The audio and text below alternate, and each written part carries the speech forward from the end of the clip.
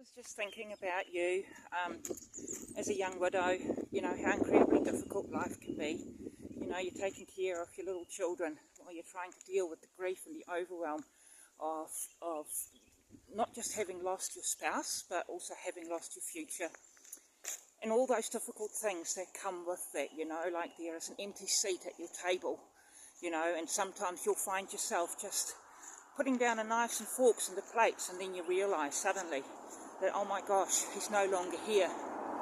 And I just want you to know that I understand that pain, and I need to reassure you that this pain will actually go away, that this season in your life will not last. The intensity of the pain, the chaos, the overwhelm, it will not last. I see the concern that you have for your children, for your young kiddies, wondering where their daddy has gone.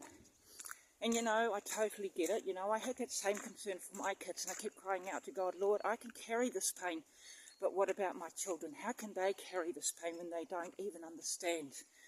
But I saw God move in miraculous ways with my kids' lives, and in ways that I had not even imagined He could do. And God does restore, and God does heal.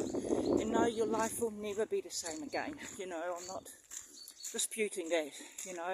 There will always, scars will always remain, but you will also have a good life again, by focusing on God's word and His promises, even if it's just one promise in His word that you can focus on.